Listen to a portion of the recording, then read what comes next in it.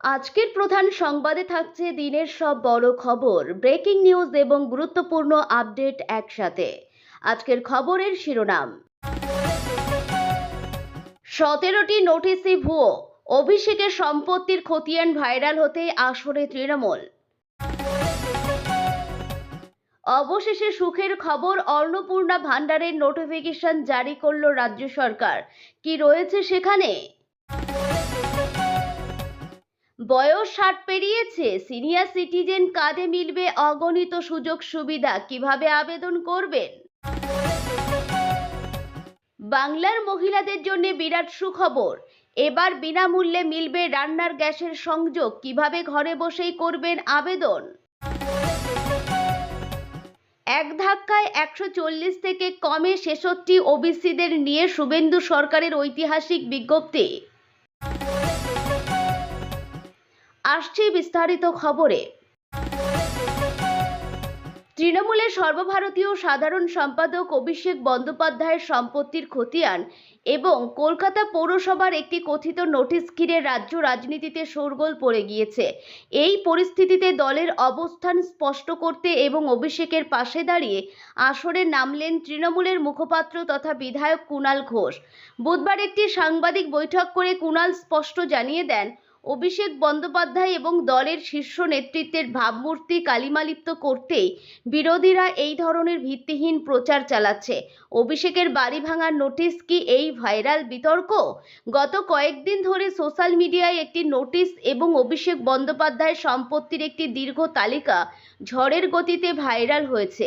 দাবি করা হচ্ছে হরিশ মুখার্জি রোড, কালীঘাট রোড, প্রেমেন্দ্র মিত্র সরণি, পণ্ডিতিয়ার রোড এবং ওস্তাদ আমির খান সরণি, এই সমস্ত এলাকায় অভিষেক বন্দ্যোপাধ্যায়, তার বাবা, মা এবং তাদের সংস্থা লিভস অ্যান্ড বাউন্ডসের নামে কলকাতা পৌরসভা মোট 17টি নোটিশ পাঠিয়েছে।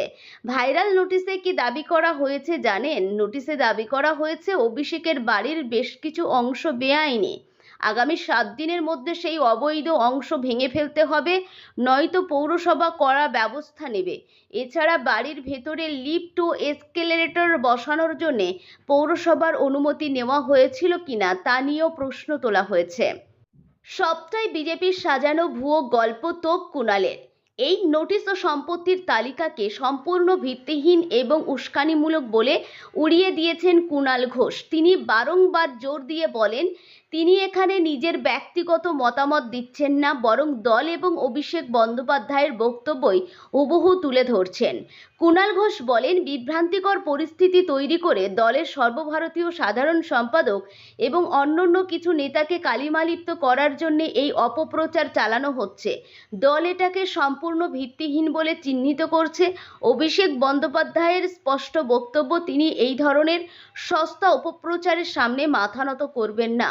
পুরোদস্তুর তদন্তের দাবি। তৃণমূলের সোশ্যাল মিডিয়ায় ছড়ানো পৌরসভার লোগো দেওয়া এই চিঠিটিকে ভুয়ো বলে দাবি করে তৃণমূল মুখপাত্র বলেন, কার কাছে কি নোটিশ গেছে তা আমাদের বা দলের পক্ষে জানা সম্ভব নয়, সেটা সংশ্লিষ্ট বিভাগের কাজ। কিন্তু অভিষেক বন্দ্যোপাধ্যায়ের সম্পত্তির যে তালিকা ঘোরানো হচ্ছে তার পুরোদস্তুর তদন্ত হোক। কারা এই ভিত্তিহীন জিনিস রটাচ্ছে তা তদন্ত করে দেখা দরকার। বিজেপিকে সরাসরি নিশানা করে তিনি বলেন, গেরুয়া শিবিরই অভিষেক ও অন্যান্য নেতাদের নাম জড়িয়ে সম্পত্তির তালিকার এই ভুয়ো প্রচার চালাচ্ছে। রাজ্যের মহিলাদের জন্য সুখবর, এবার অন্নপূর্ণা ভান্ডারের নোটিফিকেশন জারি করা হলো। মঙ্গলবার রাজ্য সরকারের পক্ষ থেকে এই নোটিফিকেশন জারি করা হয়। একটি বিজ্ঞপ্তি জারি করে এমনটাই জানালো রাজ্যের নারী ও শিশু কল্যাণ দপ্তর। রাজ্য সরকার জানিয়েছে, মহিলাদের ক্ষমতায়ন এবং আর্থ সামাজিক উন্নয়নের লক্ষ্যে এই যোজনা চালু করা হচ্ছে। আগামী 1 জুন থেকে মাসে 3000 টাকা করে সরাসরি উপভোক্তার ব্যাংক অ্যাকাউন্টে ডাইরেক্ট বেনিফিট ট্রান্সফার বা ডিবিটির মাধ্যমে পৌঁছে যাবে। আগেই রাজ্য জানিয়েছিলেন, নয়া এসআইআর তালিকায় যাদের নাম রয়েছে তারা যেমনই এই টাকা পাবেন, একই সঙ্গে যারা সিএএ এবং ট্রাইব্যুনালে আবেদন করেছেন তারাও এই যোজনার সুবিধা পাবেন। রাজ্য বা কেন্দ্রীয় সরকারি চাকরি হলে মিলবে না এই অন্নপূর্ণা যোজনার টাকা। শুধু তাই নয়, যারা আয়কর দেন তারাও এই যোজনার আওতায় পড়বে না।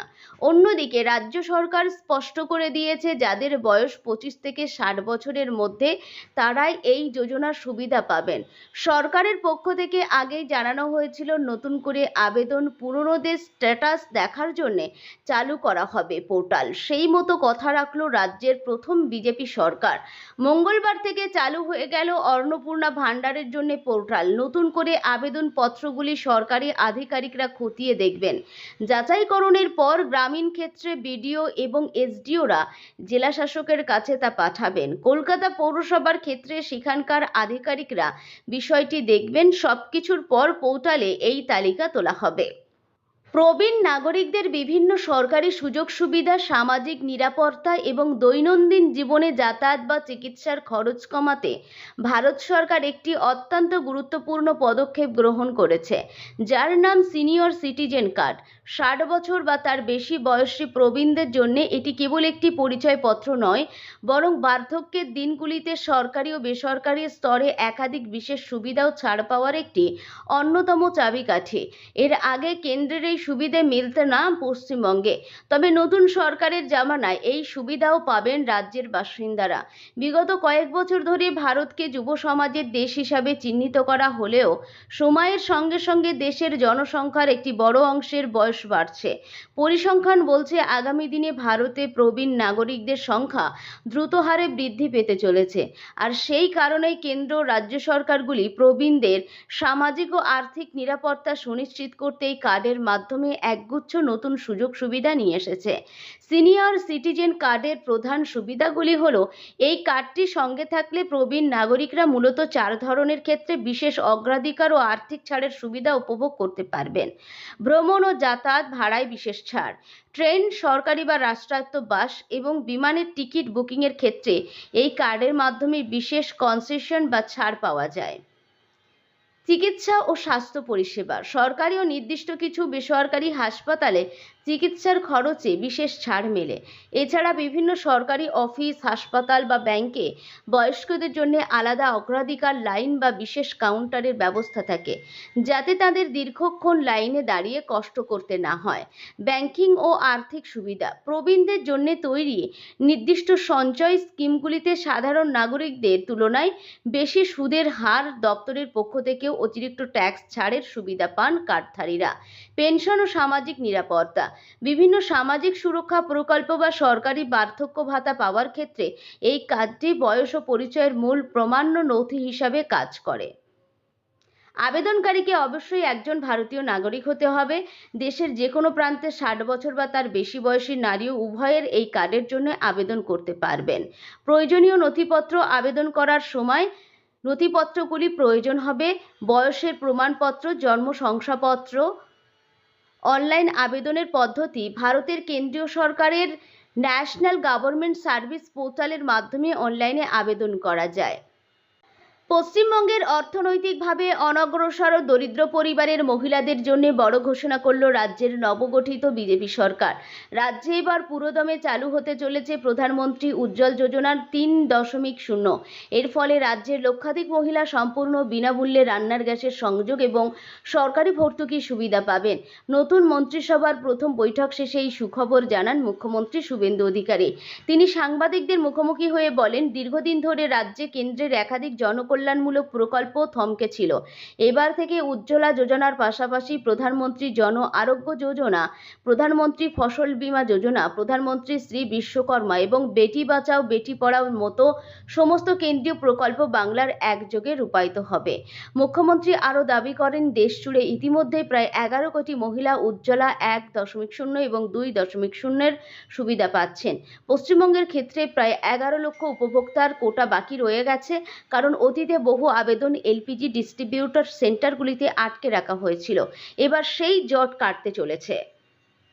অবশেষে সমস্ত জল্পনার অবসান ঘটিয়ে ওবিসি সংরক্ষণ নিয়ে বড়সড় এবং ঐতিহাসিক সিদ্ধান্ত নিল মুখ্যমন্ত্রী শুভেন্দু অধিকারীর নেতৃত্বাধীন বিজেপি সরকার। আগের সরকারের আমলের ওবিসি তালিকা এবং সংরক্ষণের হারে ব্যাপক কাটছাঁট করল বর্তমান রাজ্য সরকার। আগের আমলের 140টি ওবিসি সম্প্রদায়ের সংখ্যা এক ধাক্কায় কমিয়ে করা হলো 66। একই সাথে ওবিসিদের জন্য নির্ধারিত 17% সংরক্ষণ বাতিল করে করে তা নামিয়ে আনা হয়েছে 7%। মঙ্গলবার রাজ্য সরকারের পক্ষ থেকে এই সংক্রান্ত একটি বিজ্ঞপ্তি জারি করা হয়েছে। প্রসঙ্গত, কয়েকদিন আগেই পূর্বতন সরকারের ওবিসি সংক্রান্ত মামলা সুপ্রিম কোর্ট থেকে প্রত্যাহার করার আবেদন জানিয়েছিল বর্তমান সরকার। তারপরই আজ এই বড় পদক্ষেপ নেওয়া হলো। বিজ্ঞপ্তিতে জানানো হয়েছে, কলকাতা হাইকোর্টের ডিভিশন বেঞ্চের 2024 সালের 22শে মের যে ঐতিহাসিক রায় ছিল তার নিরিখে এই নতুন বিজ্ঞপ্তি জারি করা হলো। নতুন নিয়ম অনুযায়ী 2010 সালের আগে রাজ্যের ওবিসি তালিকায় অন্তর্ভুক্ত থাকা 66টি বিভাগকে অপরিবর্তিত রাখা হয়েছে। কিন্তু 2010 সালের পর থেকে পূর্বতন সরকারের আমলে যুক্ত হওয়া বাকি সম্প্রদায়গুলি ওবিসি তালিকা থেকে বাদ পড়েছে। চাকরি ও শিক্ষার ক্ষেত্রে ওবিসিদের সংরক্ষণ নিয়েও বড় সিদ্ধান্ত নিয়েছে শুভেন্দু সরকার। আগে ওবিসিদের ক এবং খ বিভাগের জন্য মোট 17% সংরক্ষণের ব্যবস্থা ছিল। নতুন বিজ্ঞপ্তিতে সেই 17% সংরক্ষণ সম্পূর্ণ বাতিল করা হয়েছে। এখন থেকে পশ্চিমবঙ্গে ওবিসি সম্প্রদায় সামগ্রিকভাবে মোট 17% সংরক্ষণ পাবে। অর্থাৎ সরকারি চাকুরিতে রাজ্যের সংশোধিত তালিকার 66টি সম্প্রদায় এই 7% সংরক্ষণের সুবিধা ভোগ করতে পারবে।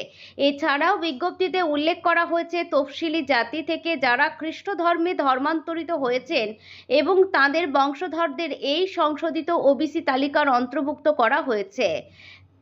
যারা পাবেন তারা হলেন কাপালি, বৈশ্য কাপালি, কুর্মী, সূত্রধর, কর্মকার, কুম্ভকার, স্বর্ণকার, তেলি, কলু, নাপিত, যোগী, নাথ, গোয়ালা, গোপে, ময়রা, বারুচিবি, সৎ চাষি, মালাকার, জোলা, কাসারি, তাঁতি, তন্তবায়, ধানুক, শঙ্খকার, কেউরি বা কৌরি, রাচুর, নাগর, করণী, সারাক, তাম্বুলি, কোস্তা, রানিওয়ার, খ্রিস্টান ধর্মে ধর্মান্তরিত তফসিলি জাতি ও তাদের উত্তরসূরি, লাখেরা, ফকির বা সাঁই, কাহার, বেতকার, চিত্রকর, ভুজেল, নেওয়ার, মাঙ্গার, নেমবাং, সাম্পাং, বুংচেং, থামি, যোগী, ধিমাল, হাওয়ারি, ধোবি তালিকাভুক্ত বাদে তফসিলি জাতি তালিকাভুক্ত বাদে ফর, খন্ডাইত, গনগট, তুরহা, ধনিয়া, পাটিকার, কসাই, হেলে, বাসি বর্মন, নস্য শেখ, পাহাড়িয়া মুসলিম, খেন, সুকুলি, সুনুয়ার, ভারভুজা, দেওয়ান, রায়, রাইন, শেরশাবাদিয়া, দেবাঙ্গা, হাজ্জাম, চৌধুরী। সোমবার নবান্নে মন্ত্রিসভার বৈঠকের পর বিজেপি নেত্রী অগ্নিমিত্রা পাল ওবিসি তালিকা সংশোধন এবং উপশ্রেণী বিন্যাস বাতিলের যে ইঙ্গিত দিয়েছিল 24 ঘন্টার মধ্যেই তা কার্যকর করল রাজ্য সরকার।